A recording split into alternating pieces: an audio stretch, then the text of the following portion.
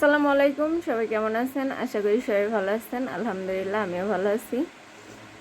তো মানুষ এমন এমন একটা প্রাণী যারা দুইজন মানুষ এক জায়গায় থাকলে মানে কথা না বলে কেউ থাকতে পারে না। যেমন আপনি চলার সময় হাত না নাড়িয়ে কিন্তু হাঁটতে পারেন না, তেমনি মানুষ চলার সময় যেমন হাত না নাড়িয়ে চলতে পারে না, ঠিক তেমনি মানুষ চুপচাপ কিন্তু থাকতে পারে না। দুইটা মানুষ যেখানে এক জায়গায় হয়, সেটা নারীর ক্ষেত্রে পুরুষের ক্ষেত্রে কোনো না কোনো কথা চলতেই থাকে। হয়তো মেয়েদের ক্ষেত্রে একটু বেশি চলে, কারণ মেয়েরা দুইজন মেয়ে যদি এক জায়গায় হয় সেখানে কথাটা বেশি হয়। কিন্তু শুধু এটা মেয়ের ক্ষেত্রে না, এটা ছেলেদের ক্ষেত্রেও। যেমন কোনো অপরিচিত কেউ যদি পাশে থাকে, আপনি কোথাও জার্নি করতেছেন বা কোথাও আছেন, তারপরেও পরিচয় জানার জন্য হলেও কথা শুরু হয়।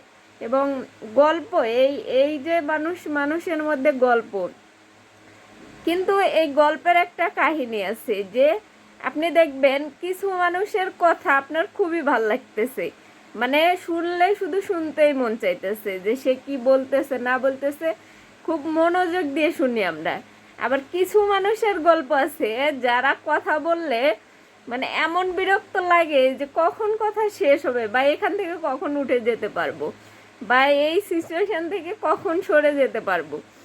ঠিক তেমনি আমাদের লাইফেও অনেক মানুষ আছে যারা কিনা মানে এমনভাবে গল্প বলতে পারে, যাদের গল্প শুনলে অনেক ভালো লাগে, শুনতেই মন চায়। সেটা যে কোনো গল্প হোক, তার লাইফের গল্প হোক, অন্য কারো লাইফের গল্প হোক, আর যাই হোক।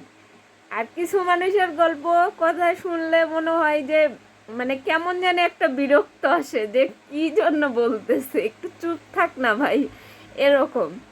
তো আমরা মানুষ যেহেতু, আমাদের কথা আছে, কথা আমরা বলতেই থাকি।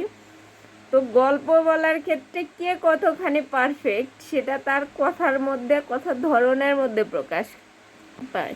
তো আপনারা যারা আপনাদের আশেপাশে এরকম মানুষ থাকলে আমাকে জানাতে পারেন কমেন্ট বক্সে। তো সবাই ভালো থাকেন, কারণ এটা আমি শেয়ার করতেছি এই জন্যে যে আমি এরকম ফেস করি। আমার আশেপাশে এরকম অনেক মানুষ আছে যাদের কথা বললে, যে কোনো একটা কথা বললে তাদের কথাগুলো শুনতে ভালো লাগে। আবার এমনও মানুষ আছে যাদের কথা শুনলে মনে হয় যে এটা কথা বন্ধ করে না কেন।